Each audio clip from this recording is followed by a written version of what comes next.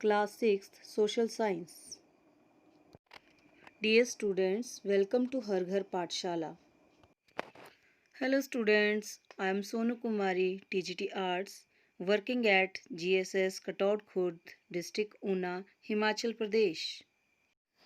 प्यारे बच्चों, पिछले कल हमने भूगोल की पाठ्य पुस्तक पृथ्वी हमारा आवास का पाठ नंबर 7 भारत हमारा देश का भाग 1 पढ़ा, जिसमें हमने हमारे अध्याय के 2 उपविषय स्थिति व भारत के पड़ोसी देश के बारे में पढ़ा है। यह उपविषय आपकी पाठ्य पुस्तक के पेज नंबर 49, 50 व 51 पर हैं। आज हम इसी अध्याय का अगला उपविषय राजनीतिक एवं प्रशासनिक विभाजन के बारे में पढ़ेंगे। साथ ही हम भारत के भौगोलिक विभाजन के बारे में भी जानेंगे। यह उपविषय आपकी पाठ्य पुस्तक के पेज नंबर 52 से लेकर पेज नंबर 56 तक है।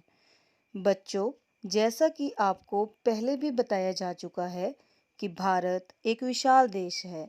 यहाँ पर पर्वत, पठार, मैदान व नदियाँ हैं। प्यारे बच्चों, चलो आज हम अपना पहला उपविषय राजनीतिक एवं प्रशासनिक विभाजन आरंभ करते हैं।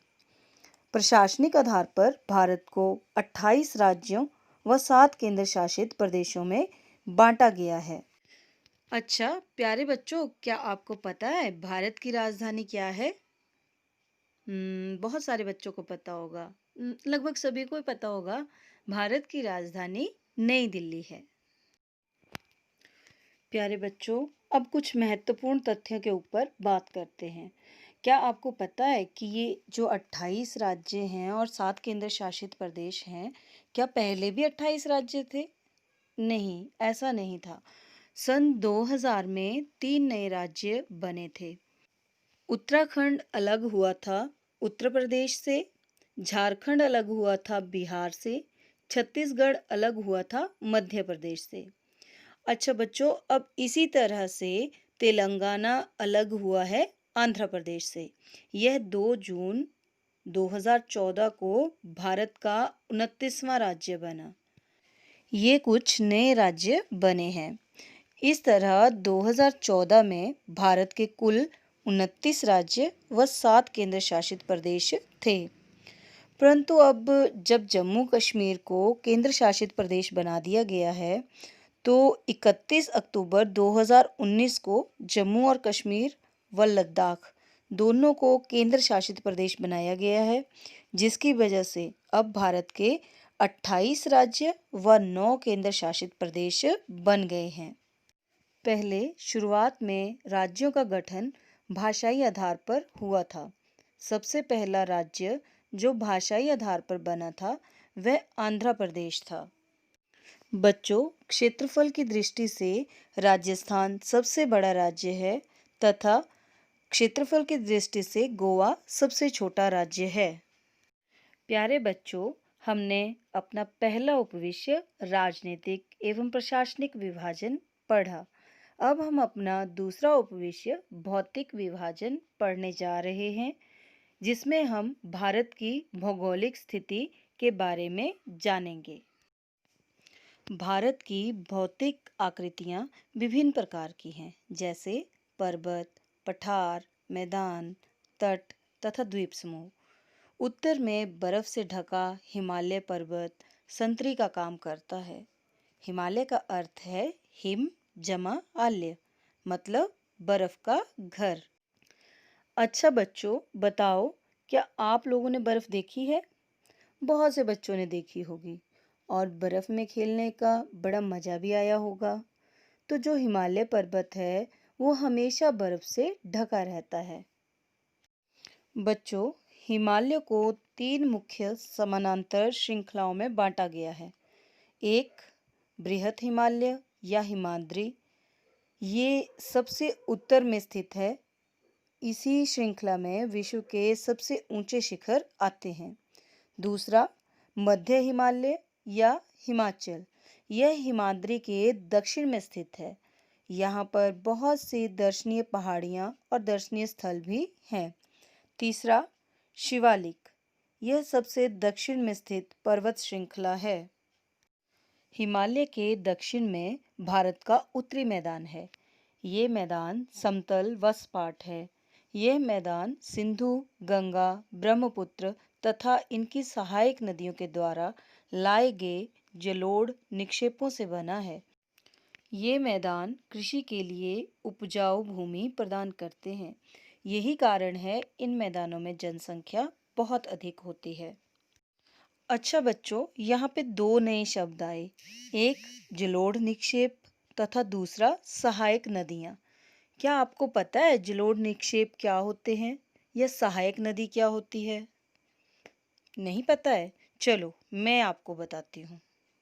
जलोढ़ निक्षेप ये नदियों के द्वारा लाई गई बहुत ही महीन मिट्टी होती है तथा नदी बेसिन में निक्षेपित कर दी जाती है।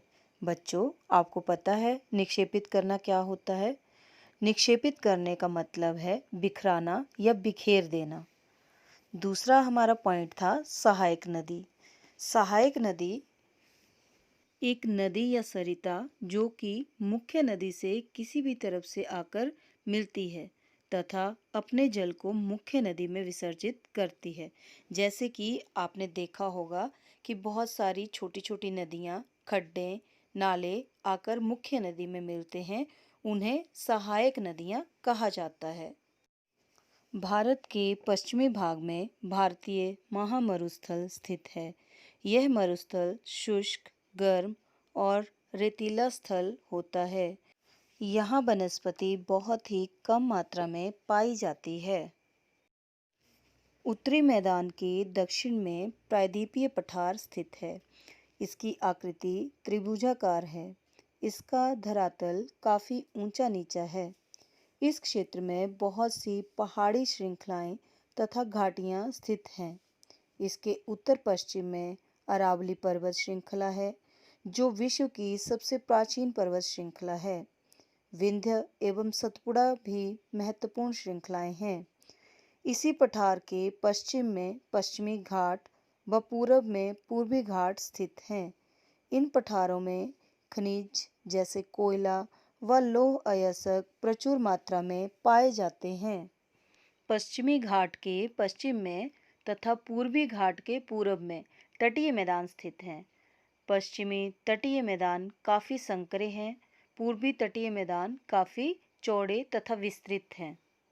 महानदी गोदावरी, कृष्णा व कावेरी बंगाल की खाड़ी में गिरती हैं। ये नदियाँ अपने मुहाने पर उपजाऊ डेल्टा का निर्माण करती हैं। बंगाल की खाड़ी में गंगा एवं ब्रह्मपुत्र नदियाँ के मुहाने पर सुंदरवन डेल्टा स्थित है। बच्चों, क्या आपको पता है कि सुंदरवन डेल्टा विश्व का सबसे बड़ा डेल्टा है? बच्चों, अब हम जानेंगे भारत के द्वीप समूह। भारत में दो द्वीप समूह हैं। लक्षद्वीप द्वीप समूह, यह अरब सागर में स्थित है। ये केरल के तट से कुछ दूरी पर स्थित प्रवाल द्वीप है। तथा दूसरा अंडमान एवं निकोबार द्वीप समूह, यह दक्षिण पूर्व दिशा में बंगाल की खाड़ी में स्थित है। अब हम जानेंगे सुनामी के बारे में। सुनामी एक विशाल सागरीय तरंग है जो समुद्र तल पर भूकंप के कारण उत्पन्न होती है। अर्थात जब भूकंप का अधिकेंद्र समुद्र में होता है तो विशाल लहरें उठती हैं। उन्हें सुनामी कहते हैं। वर्ष 2004 में सुनामी ने काफ़ी तबाही मचाई थी, जिससे भारत तथा अन्य देशों को बहुत अधिक नुकसान उठाना पड़ा था तथा जान माल को भी भारी क्षति पहुंची थी। प्यारे बच्चों, आज हमने दो उपविषय पढ़े, राजनीतिक एवं प्रशासनिक विभाजन तथा दूसरा विषय भौतिक विभाजन। इसके साथ ही हमारा यह अध्याय हमारा देश भारत समाप्त होता है। बच्चों, वीडियो के साथ आपको एक कार्यपत्रक दिया गया है, उसे अवश्य हल करें तथा अपने अध्यापक को उसकी फ़ोटो खींचकर अवश्य डालें। प्यारे बच्चों, घर पर रहें, सुरक्षित रहें तथा कोरोना से बचें। Thank you. May God bless you all.